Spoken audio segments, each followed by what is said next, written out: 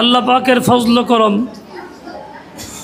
সাটুরিয়া হুজাইফা রাদিয়াল্লাহু তাআলা আন কওমি মাদ্রাসার ও এতিমখানার 36 জন ছাত্র ছাত্রী আজকের এই বরকতময় মাহফিলে কোরআনে কারীমের সবক গ্রহণ করলেন। আমি অত্যন্ত আনন্দিত যে আমি এই বরকতময় মাহফিলে হাজির হইতে পারছি। ওলামায়ে কেরাম, মুরব্বিয়ান এবং ছাত্র ছাত্রী ও গার্জিয়ানদের মাঝে বসতে পারছি, সেজন্য আমি আল্লাহ পাকের শুকর আদায় করি আলহামদুলিল্লাহ। আপনারা খেয়াল করছেন আমি সকলের সঙ্গে মুসাফা করি নাই। এক মুরব্বী দাঁড়াইছেন, তার সঙ্গে মুসাফা করছি, বাকিদের সঙ্গে মুসাফা করি নাই। এটাই হলো সুন্নত তরিকা।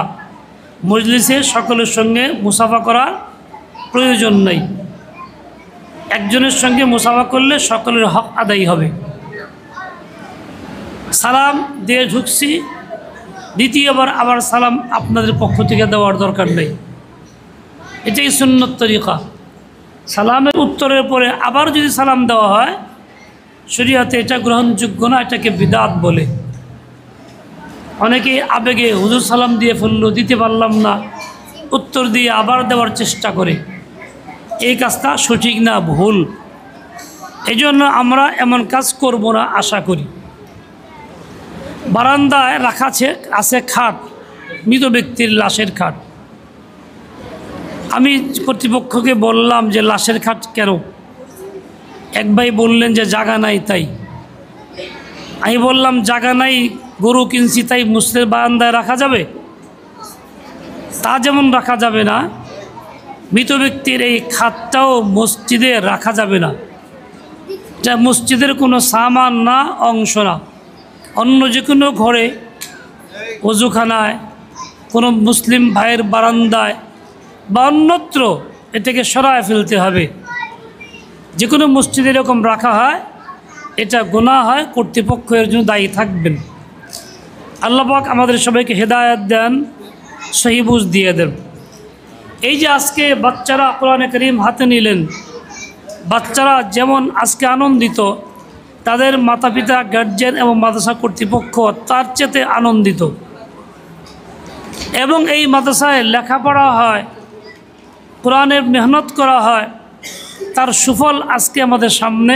একসঙ্গে এত বড় জামাত 36 জন কোরআন সবক নিতে পারতেছেন। আল্লাহ পাক এই মাদ্রাসাকে কবুল করেন, উত্তরোত্তর তারাক্কি দিয়ে দেন, এই মাদ্রাসার সকল জরুরত পুরা করে দেন, সকল রকম বাধা বিপত্তি আল্লাহ তাআলা সরায় দেন।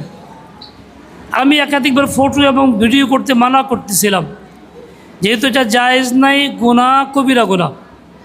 বাংলাদেশের ওলামা মুহাক্কিকিনরা এখনও জায়েজের ফতোয়া কেউ দেননি। অথচ এটা আমাদের যেন একটা মনের আনন্দ, এর মধ্যে বোধ করি ফটো উঠাবো, রাখবো, স্মৃতি রাখবো, ইত্যাদি ইত্যাদি। বা কেউ চিন্তা করতে পারে যে আমি এটা প্রকাশ করব, জানাবো, অন্যরা জানবেন, উৎসাহিত হবেন, এখানে পড়াশোনা হয়, তাই তাদের বাচ্চারা আসবে, পাঠানো হবে। ও ভাই, আমি আপনি যে প্রচার করতে পারবো, করব, তার চেয়ে বেশি বড় প্রচারকারী কে? আল্লাহ তাআলা। বলেন তো কে? কাজে আল্লাহ পাক এই প্রচারের জিম্মা আল্লাহ নিয়েছেন, উনিই করবেন। পড়াশোনা ভালো হইলে, শুদ্ধ হইলে আমাকে বলতে হবে না, এই পড়াই অন্যকে আহ্বান করবে। এই জন্য মাদারিসে কওমের বৈশিষ্ট্য হইল প্রচার নয়, তাআল্লুক মা আল্লাহ, আল্লাহর সঙ্গে সম্পর্ক স্থাপন এবং আল্লাহ তাআলার কাছ থেকেই চাওয়া, আল্লাহর কাছেই সুবুর্দ করা। আল্লাহ তাআলাই তিনি সক্ষম, কাদের, তিনি সব কিছুই করতে পারেন। সাইয়্যিদুনা ইব্রাহিম আলাইহিস সালামকে আল্লাহ পাক হুকুম দিয়েছিলেন, হে ইব্রাহিম, আপনি সমস্ত বান্দাদের মাঝে, মানুষের মাঝে হজের এলান করে দেন, তারা যেন বাইতুল্লাহর হজ করে। বলে আল্লাহ, আমি কি করে পৌঁছাবো এই আওয়াজ সবাইকে? বলে আপনি তো আওয়াজ দেন, পৌঁছানোর জিম্মাদারি আমার। ওয়াযিন ফিন নাসি বিল হজ, কোরআনে পাকের নবী পাককে বলা হয়েছে এই কথা। ইব্রাহিম আলাইহিস সালাম পাহাড়ের উপরে উঠে আওয়াজ দিছেন, আল্লাহ পাক এই আওয়াজ সর্বত্র পৌঁছায় দিছেন। এমনকি যারা মানুষের দুনিয়াতে আসে নাই এখনও, বরং বাবার ঔরসে ছিল, তাদের কানেই আওয়াজ পৌঁছছে, তারাও লাভবাহিক বলছে। হজে আসার জন্য, ডাকে সাড়া দেওয়ার জন্য লাভবাহিক তারাও বলছে। মুফাসসিরিন লেখেন, ওই সময় যারা একবার লাভবাহিক বলছেন তারা তো একবার হজ যাইতে পারেন, একাধিকবার বলছেন একাধিকবার যাইতে পারেন, অনেকে আছে বারংবার যাচ্ছেন, মানে ওই সময় ডাকে তারা বারবার সাড়া দিয়েছিলেন।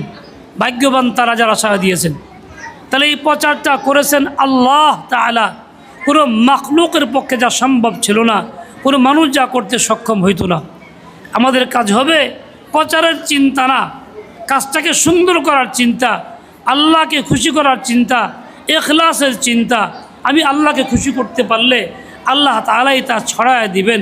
এই জন্য এই ভিডিও, ফটো ইত্যাদি এগুলির দ্বারা গুনাহ করা পরিবেশটাকে কলুষিত না করি, মজলিসকে বরকতহীন না করে দেই। আজকে এই কোরআনে পাক পড়া হইলে দোয়া কবুল হয়, শুরু করা হইল, দোয়া কবুল আশাও করতে পারি, কিন্তু যখনই কোনো গুনাহ করা হবে ওই গুনার পরে দোয়া কবুল হয় না। তাহলে আমরা নিজেরাই নিজেকে বঞ্চিত করতে চলছি। এরকমটা আমাদের দ্বারা ভবিষ্যতে আর না হয়, এই জন্য সতর্ক থাকব। মনে রাখবেন, গুনাহের কাজে কোনো আনন্দ নাই, আনন্দ আছে আল্লাহর সন্তুষ্টির কাজে, আল্লাহকে রাজি খুশি করার কাজে। মা বোনরাও অনেক বেশি মোবাইলে অনেক বেশি ছবি তুলেন, নিজেরটাও ধারণ করেন, অন্যদেরটাও ধারণ করে থাকেন। এই সব গুনাহ, গুনাহ আর গুনাহ। কিয়ামতের ময়দানে আল্লাহ তাআলা তাদেরকে শাস্তি দিবেন, তাদেরকে বলবেন দুনিয়াতে ছবি ধারণ করছো, তুলছো, জান দিয়ে দাও। জান দিতে সক্ষম হবে না, আল্লাহ কঠিন শাস্তি দিবেন। হাদিসে পাকে আসছে, রাসূল আকরাম সাল্লাল্লাহু আলাইহি ওয়াসাল্লাম যেই কয়টি কাজে লানত করেছেন তার মধ্যে এই একটি, যারা লাআনাল্লাহু মুসাফফিরিন, যারা ফটো ধারণ করে, ফটো উঠায়, ছবি তোলে, তাদের প্রতি আল্লাহ পাক লানত করেন, রহমত থেকে বঞ্চিত করেন। আমরা যেন অতি আবেগে এই লানতের কথা ভুলে যাচ্ছি, গুনাহের কথা ভুলে যাচ্ছি, আল্লাহর রহমত থেকে নিজেকে বঞ্চিত করতেছি। নেকির সুরতে, ভালোর সুরতে শয়তান আমাদেরকে ধোঁকা দিয়ে দিচ্ছে, গুমরাহের মধ্যে নিমজ্জিত করছে। আমরা সতর্ক হই, সাবধান হই, অতীতের জন্য ইস্তিগফার করি, তওবা করি, আগামী জিন্দেগি সাফ সুতরা করার চেষ্টা করি। আল্লাহ তাআলা এই মাদ্রাসাকে কবুল মঞ্জুর করেন এবং ছাত্রদেরকেও আল্লাহ কবুল করেন। এর মধ্যে থেকে কোনো একজন ছাত্র ছাত্রী ছিটকে না পড়ে, বঞ্চিত না হয়, মাহরুম না হয়। এই একটা ফিতনার যুগ, যখন ঈমানের উপরে চরম ফিতনা আসছে, প্রত্যেক মানুষের ঈমানের উপরে বিভিন্ন দিক থেকে ফিতনা আসছে। মুমিনের দাবি, ভিতরে কুফরের লালন, এই অবস্থাটা চরমভাবে হচ্ছে। দেখেন কোরআনে কারীম, আল্লাহ পাকের কিতাব, আসমানি কিতাব, যা আল্লাহ আমাদেরকে দিয়েছেন, আমরা এটাকে বিশ্বাস করি, দাবিও করি। জিজ্ঞাসা করলে বলি অবশ্যই বিশ্বাস করি। কোরআনে কারীম তো চিরস্থায়ী থাকার জন্য, কিয়ামত পর্যন্ত আনে ওয়ালি উম্মতের জন্য। এটা রহিত না, কোনো একটি আয়াতও না, কোনো শব্দও না, কোনো একটি হুকুমও না। কিন্তু আমরা কি করতেছি? এই কোরআনে কারীম বিশ্বাস করার দাবিও করতেছি, কোরআনে কারীমের হুকুমগুলি আমল করতেছি না, বরং বলতেছি এটা তো এখন চলে না, এক সময় চলতো, এটা এই যুগে এটা চলবে না। সুতরাং আমরা এর মোকাবেলায় এই প্রচলিত আইনের প্রতি শ্রদ্ধা জানাই। এই জন্য আমরা গণতন্ত্র করি, ধর্মনিরপেক্ষতা করি, সমাজতন্ত্র করি, এর পক্ষে সমর্থন যোগাই। এটা যে কুফরি কথা, কোরআনকে অপছন্দ করা হইল, কিংবা এটাকে রহিত মনে করা হইল, অকার্যকর মনে করা হইল, এর দ্বারা ঈমান থাকে না। যদিও সাজদা করে, যদিও নামাজ পড়ে, যদিও উমরা করে, যদিও হজ করে, যদিও কপালে দাগ পড়ে যায়, যদিও তাসবিহাত পড়ে থাকে, যদিও তাহাজ্জুদ পড়ে, যদিও কান্নাকাটি করে, এই বাহ্যিক এই আমলের দ্বারা তার ঈমান রক্ষা হয় না। ঈমান তো আকীদা, বিশ্বাসের নাম। কাজে আমি আপনি এইভাবে ঈমান থেকে বঞ্চিত হয়ে যাইতেছি। এই কোরআনে কারীম যা সবক দেওয়া হইল, এই কোরআনকে বিশ্বাস করা মানে এর আদ্যবন্ত সব কিছু, প্রতিটি শব্দ শব্দ, হরফ হরফ, এর অর্থ, এর থেকে বর্ণিত আহকামগুলি সবগুলিকেই বিশ্বাস করা, কার্যকর মনে করা এবং সেইগুলিকে নিজ জীবনে বাস্তবায়ন করার জন্য আপ্রাণ চেষ্টা করে যাওয়া। এই জন্য দাওয়াতের ভূমিকা পালন করা, একে অপরকে বলা, উদ্বুদ্ধ করা, দায়ী হওয়া, যাতে সকলেই সম্মিলিতভাবে কোরআনে বর্ণিত হুকুমগুলি নিজের জীবনে পরিবারে, সমাজে, রাষ্ট্রীয়ভাবে কেমনে চালু করা যায় এর মেহনত আমাদের করতে থাকতে হবে। এটা সবার জন্য ওয়াজিব, কিন্তু আমরা এটা ভুলে গেছি। ভাবনরা আমার, আপনারা অবশ্যই আনন্দিত, আপনারা আসছেন বাচ্চাদেরকে নিয়ে, যে নিয়মিতই হয়তো পৌঁছান আবার নিয়ে যান। বাচ্চারা আপনাদের কলিজার টুকরা, বাচ্চা চললে আপনার শান্তি লাগে, বাচ্চা যদি অচল হয় আপনার অশান্তি লাগে। এই বাচ্চা কোরআন শিখাবেন, ভালো কথা, কিন্তু মনে রাখবেন বাচ্চার তো এখনও ফরজ হয় নাই শিখা, আপনার তো শিখা হয়েছে অনেক আগেই, শিখা ফরজ হয়ে গেছে। আপনি হয়তো কোরআন শিখেন নাই, ওই মুখে মুখে দুই একটা সূরা শিখছেন, বাংলা উচ্চারণ দেখে বই দেখে পড়ছেন, এইভাবেই আপনি এই অবস্থা কোরআন দিয়ে নামাজ পড়তেছেন, অশুদ্ধ কোরআন দিয়া আপনার নামাজ হচ্ছে না। ঠিক পুরুষরাও যারা এরকমভাবে অশুদ্ধ কোরআন দিয়ে নামাজ পড়তেছি, নামাজ হইতেছে না। নামাজ যেমন উজু ছাড়া হয় না, অশুদ্ধ পড়লেও হয় না। নামাজে উজু ভেঙ্গে দিলে যেমন সে নামাজ জিম্মা ওয়াজিব থাকে, পুনরায় আদায় করতে হয়। অশুদ্ধ কোরআন পড়ে নামাজ পড়লে ওই নামাজও হয় না, ভেঙ্গে দেওয়া হয়, সেই নামাজটাও জিম্মায় ওয়াজিব থাইকা যায়। কাজে যেসব নামাজ মা বোনরা পড়তেছি, সুন্নত পড়ি, ফরজ পড়ি, বেতের পড়ি, মাঝে মাঝে নফল পড়ি, নিজেরাই ঘরে পড়ি, এর প্রত্যেকটা ওয়াক্ত নামাজ, প্রতিটা রাকাত নামাজ অশুদ্ধ কোরআন থাকার কারণে আমার হচ্ছে না, বরং এর বোঝা জিম্মায় থাইকা যেতেছে। আমার গুনাহ বাড়তেছে, আমল নামায় গুনাহের বোঝা বাড়তেছে। পুরুষরা যদিও মসজিদে পড়ে, অনেকেই জামাতে পড়লে, ইমানে পড়া সহি হইলে ফরজটা কোনো রকম আদায় না হইল, কিন্তু সুন্নত নিজের পড়তে হয়, বেতের নিজের পড়তে হয়, নফল নিজের পড়তে হয়, সেগুলো নিজের সূরা দিয়ে পড়লাম, অশুদ্ধ সূরা দিয়া সেগুলিও ভেঙ্গে দেওয়া হইল অশুদ্ধ সূরার কারণে, সেইগুলিও তো জমবে আমল নামায়। এভাবে আমরা বড়রা ফিকির করতেছি না, অথচ আমলের মধ্যে আমার এই বোঝা বাড়তেছে, গুনাহের বোঝা বাড়তেছে। তাই মা বোন সহ সকলের কাছে আবেদন থাকলো, বাচ্চাদের যেমন শিখাইতেছি, মেহনত করতেছি, আমরা নিজেরাও এরকম শিখবো, তার চেয়ে বেশি মেহনত করবো। কারণ আমাদের তো এই মুহূর্তে ফরজ, বাচ্চাদের এই মুহূর্তে ফরজ হয় নাই। অনেক মা বোনরা আসেন, গার্জিয়ানরা আসেন, বাচ্চাদের নিয়ে আসেন, এখানে দীর্ঘ সময় থাকেন, বাচ্চাদের নিয়ে যান। ঠিক তাদের মাঝে ওই মুহূর্তে, ওই সময়ে কোরআনে কারীম শিক্ষার ব্যবস্থা গ্রহণ করা কর্তৃপক্ষের যেমন দায়িত্ব, তাদেরও দায়িত্ব এইটা, এই চেতনা পয়দা করা, এভাবে জিন্দগি পরিবর্তন করার আপ্রাণ চেষ্টা করে যাওয়া। মনে রাখবেন আমার আপনার জিন্দগি এটাই শেষ না, এরপরেও জীবন আছে। আফসোস লাগে, গতকাল একটা মারাত্মক কথা আসছে, এক ইমাম সাহেব ফোন দিয়েছেন আমাকে যে হুজুর একটা দুর্ঘটনা ঘটছে। মাসালা কি দুর্ঘটনা? কি বলে, এক শ্বশুর তার ছেলের বোর সঙ্গে অপকর্ম করছে। কী করা যাইতে পারে? কতটা নোংরামি, কতটা হিংসতা আসলে, কতটা হাইওয়ানিয়ত গালেব হয়ে গেলে এমন কাজটা সমাজে ঘটতে পারে। এবং এর দ্বারা কি হইল? আল্লাহ তাআলা নারাজ, আল্লাহ গজব তো হইলই দুজনের প্রতি। এই মহিলাটা সংসার হারায় ফেললো, স্বামীর জন্য চিরতরে হারাম হয়ে গেল, স্বামী থাকলো না, সংসার থেকে বঞ্চিত হইল, সে বিনা তালাকে তালাক হয়ে গেল, এমনকি তার মোহরও পাবে না, সব দিক থেকেই সে ক্ষতিগ্রস্ত হয়ে গেল। এটা কেমনে হইল? 1-2 দিন 5 মিনিটও হয় নাই, নিশ্চয়ের পিছনে দীর্ঘ সূত্র আছে, দীর্ঘদিন ওঠা বসা আছে, বেপরদেগি আছে, একে অপরকে দেখে অঙ্গ প্রত্যঙ্গ দেখা যায়, সুরসুরি বাড়ে, যৌন চিন্তা বাড়ে, এরকমভাবে কোনো মোবাইলে খারাপ কিছু দেখে, এরকমভাবে টিভিতে দেখে, ওইগুলির কারণে আস্তে আস্তে এইভাবে নোংরাই বেড়ে গেছে, নিজেকে নিয়ন্ত্রণ করতে সক্ষম হয় নাই। এভাবেই জিন্দেগি বরবাদ করতেছে। একজনের বিষয় মাসলা জিজ্ঞাসা করছে একজন, হয়তো একটা ঘটনা আমাদের সামনে আসলো, কিন্তু এছাড়া অনেক ঘটনাই সমাজে ঘটতেছে, যেগুলির কারণে এরকম দিন দিনে দুইটাই বরবাদ হইতেছে, কিন্তু খবর থাকতেছে না। এই সমস্তগুলির পিছনে কারণ কি? আমাদের গুনাহ। সবচেয়ে বড় দায়ী হলে মোবাইল এবং বেপরদেগি। মা বোনরা আমার, খবরদার খবরদার, বেপরদেগি আমাদের মধ্যে না থাকে, পরিপূর্ণ শরীরেই পর্দা থাকে। এবং শ্বশুর এর ব্যাপারে সতর্ক থাকি, এমনকি যুবতী মেয়েরা বাবার ব্যাপারেও সতর্ক থাকি, তার শয়তান ধোঁকা দিতে সময় লাগে না, এমন ঘটনা আমাদের কাছে আসে।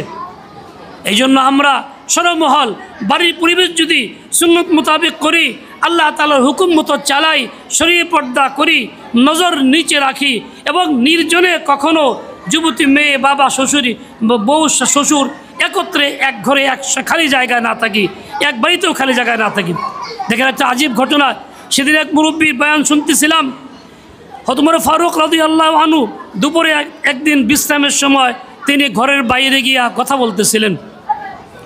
তখন জিজ্ঞাসা করলেন, হুজুর এই সময় তো আপনার বিশ্রামের সময়, সারাদিন আপনি মেহনত করেন, রাতভর ঘুমান না, আপনি বিশ্রাম বাদে এখানে কেন আসছেন?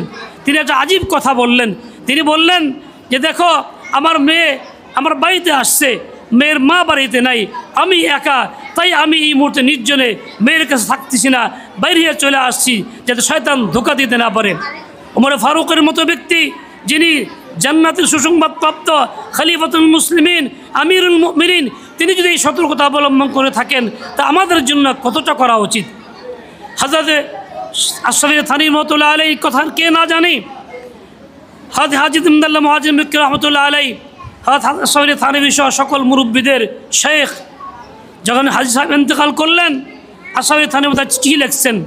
চিঠি একটা লিখছেন আম্মা জানের কাছে যে আম্মা জান, যদিও আমাদের আজকে শেখ নাই, কিন্তু আমরা আপনাদেরকে ভুলি নাই, আপনাদের খেদমতে ইনশাআল্লাহ তাআলা আত্মনিয়োগ করছি এবং থাকবো, চিন্তা করবেন না। এই চিঠি পড়ছে পরে উনি সেই চিঠি পড়েন নাই। 4 মাস 10 দিন পূর্ণ পার হয়ে গেছে, পরে চিঠি পড়ে লিখছেন যে আমি ইদ্যৎকালীন সময়ে পরপুরুষের চিঠি পড়াও পছন্দ করি না, এবং এইটা হাজী সাহেব থেকে আমি শিখেছি। দিন তো এরকম, কিন্তু আমরা কি করতেছি, কতটাই গফলতের মধ্যে থাকতেছি। এই জন্য মা বোনরা আমার, আপনারা সচেতন হন, আল্লাহকে ভয় করেন, গুনাহ ছেড়ে দেন। পুরুষ ভাই বোনরা, ভাইয়েরা আমার, আমরা সচেতন হই, আল্লাহকে ভয় করি, গুনাহ ছেড়ে দেই। এবং এর জন্য সবচেয়ে বড় কাজ হইল সহি তরিকায় ইলমে দ্বীন শিখা, যা বাচ্চাদের শেখানোর চেষ্টা করতেছি। বাচ্চারাও শিখবে, আমরাও শিখব। ঘরে ঘরে তালিমের ব্যবস্থা করব, বেহসতি নামক কিতাবকে তালিম করব, তালিমুদ্দিন তালিম করব, ফাজাইলে আমলের তালিম যেমন চলে, এই কিতাবগুলি তালিম যেন ঘরে নিয়মিত হয়। আল্লাহ পাক রব্বুল আলামিন আমাকে আপনাকে তৌফিক নসিব করেন। শেষ কথা হলো এই যে বাচ্চারা আসে, পড়াশোনা করে বাড়িতে যায়, অনেকের অভিযোগ থাকে বাচ্চারা তো ঠিকমতো পড়ে না, বাড়িতে আসলে নামাজ পড়ে না, এই সেই উমুক তুমুক, তো পড়া লাভটা কী হলো, এত কষ্ট করি হুজুর, কথাও শোনে না। এর পিছনে আমরা যা দেখি বর্তমান সময়ে, সেটা হলো বাড়ির পরিবেশটা ঠিক না, বাড়িতে মাতা পিতা দ্বীনের জন্য অগ্রসর না, বাড়িতে সেই পর্দাও নাই, সেই আমলও নাই। বাচ্চা বাড়িতে গিয়ে ওই পরিবেশটাই ধরে যা বাড়িতে সে দেখে। বাচ্চাদের থেকে আপনি যদি সত্যিকার অর্থে সঠিক দিন পাইতে চাই, এর উপর উঠাইতে চাই, গড়তে চাই, তাহলে আমাকে আমার নিজের বাড়িঘর আগে গড়তে হবে, পরিবেশটা আগে তৈরি করতে হবে। বাচ্চা যে মাদ্রাসায় পড়বে, বড় মাদ্রাসা, আমার ঘর যেন মিনি মাদ্রাসা হয়, তবে ইনশাআল্লাহ তাআলা এই বাচ্চারা আমার আশানুরূপভাবে গড়বে। আল্লাহ পাক তৌফিক দেন, কবুল করেন। ওয়াসাল্লাল্লাহু তাআলা আলা নবিয়্যিল উম্মি ওয়া আলা আলিহি ওয়া আসহাবিহি ওয়া বারাকা ওয়া সাল্লাম। সুবহানাকাল্লাহুম্মা বিহামদিক, আশহাদু আল লা ইলাহা ইল্লা আনতা আস্তাগফিরুক ওয়া আতুবু ইলাইক। পরিশেষে দোয়াও চাই। আগে শুনছেন আপনারা বাংলাদেশ খেলাফত মজলিস মামুনুল হক সাহেব আপনাদের সালাম দিচ্ছেন। ওনার দল থেকে আমাকে মনোনয়ন দিছে দ্বীনের পক্ষে মেহনত করার জন্য, রিকশামাকে নির্বাচনের জন্য।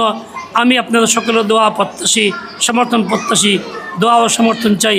আসসালামু আলাইকুম ওয়া রাহমাতুল্লাহি ওয়া বারাকাতুহু।